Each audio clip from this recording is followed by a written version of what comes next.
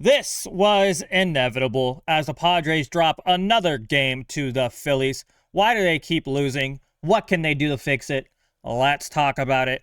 Hi, welcome back to another episode of Padres Digest with your host, Andrew. Today, there was another baseball game that happened. And if you missed it, you missed absolutely nothing. Woo! Yay, go Padres. Like I said yesterday, this is the game that I expected to lose going into the series, and we didn't win a single game.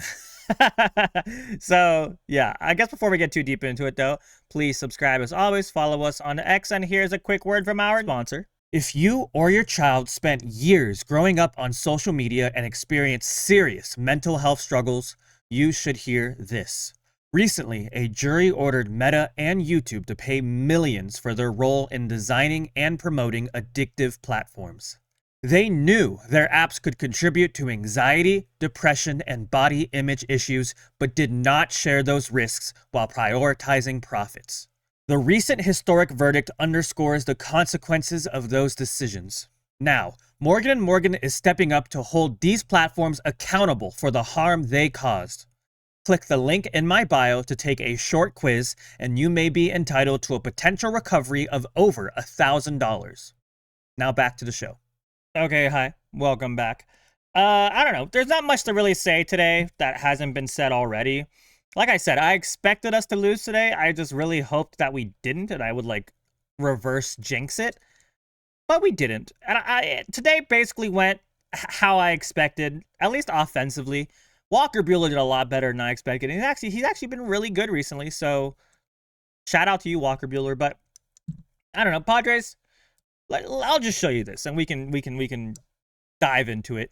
After an 0-8 day, also please apply if you'd like. After an 0-8 day in the finale against the Phillies, the Padres finished this 9-game homestand 2-46 with runners in scoring position. 95% sure my math is right. Not my math, but Darnay Tripp's math. I can read. Yeah, it's hard to win games if you can't score. If you were curious. Very hard. But let's look at the quick story of the game from Annie Helbrin. Padres swept by the Phillies. Tough stat. This was the fourth 3-game series this season that the Padres have struck out 30-plus times. Prior to this season, they had not struck out 30 times in a 3-game series since 2023. If you were curious, that is 3 years ago. So that's bad. Top performers, Walker Buehler, truly solid outing. The 2 earned runs came on from inherited runners who were scored after he left. Papa Frank, fantastic outing. Couldn't win it for him today. The others, that's it. Offense doesn't get to be celebrated till we hit with runners in scoring position. Yeah. I'm only giving credit to Walker Buehler today. The bullpen was fine, I guess. I mean, Marinaccio gave up a home run, but it didn't really matter. Also, we're in third place. I literally just realized that right now. We're now in third place. Remember when we were in the lead? Yeah, that didn't last very long. That made me, I just looked at that. That just made me really sad. I didn't even notice that till right now. Yeah, losing 4 games straight does do that to you. While Arizona's getting very hot, we're getting very cold. The good news is, though, I don't think we're getting down to 4th place anytime soon. God. Yay. Tomorrow, off day. A much needed off day tomorrow. Get right on the road. Be different than whatever that just was. But if you want some kind of good news, some legitimately quality at-bats from the Padres against Sanchez today. He set the Phillies scoreless record nonetheless. Padres are now hitless in 30 straight at-bats with runners in scoring position. 30 straight at-bats. Oh my God. Some 2 tweets, though, from the same person. Manny has barely missed 2 homers today, which we did see, so cool.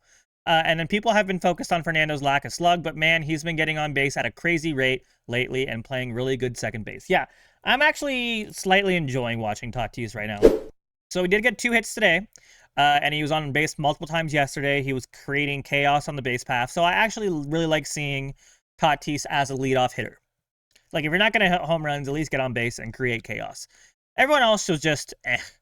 Well, I guess Merrill had a 2-hit day. That's cool. But, yeah, Castellanos, Laureano, Bogaerts hits, cool. But it doesn't really matter if nothing comes out of it.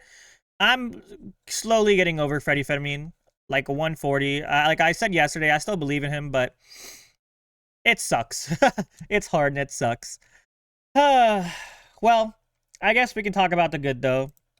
The good being that Walker Buehler, who was done after going 5.1 scoreless against the Phillies, departing with 2 on board, he did so on 58 pitches, allowing 3 hits, no walks, and striking out a pair in the first inning.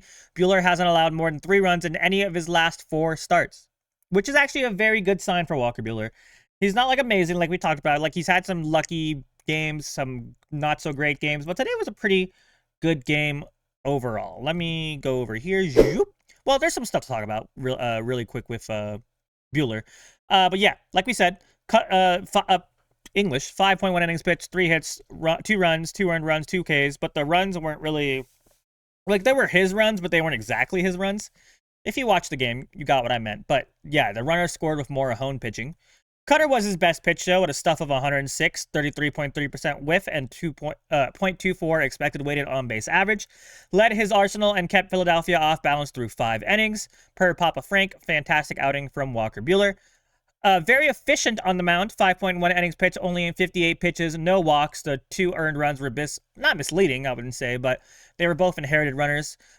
Still agree with going to the bullpen at that point. And then the 4 seam, though, was really bad. I don't think I've seen a worse pitch grade-wise so far this year. 46, which is 50, more than 50 less than average, as 100 is average. No whiff whatsoever on that, 0% whiff. The 3 hits he did allow likely came off the 4 seam. Shape and command were both off that pitch. Sweeper, though, was 107, very good.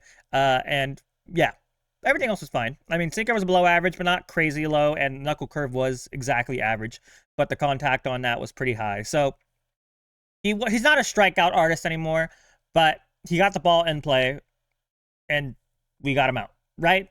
All you can really ask for. Bullpen itself was fine. I mean, Ahone, like, yeah, he gave up the runs, but they were hit in places. Like, he got the ball on the ground both times, right? The first time it got through a hole, expected. And then he got Trey Turner to ground out, and that's what you want.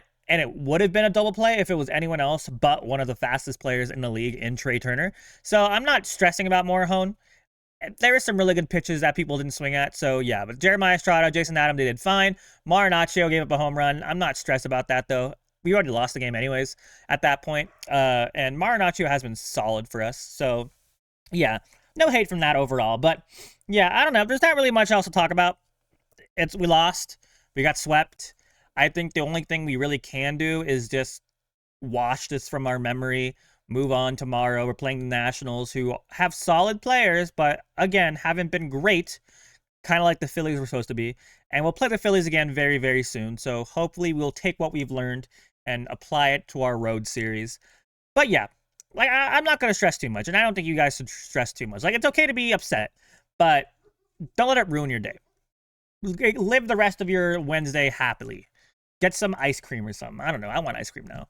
But yeah, that's pretty much it. But thank you guys so much for watching. Let me know how you feel today.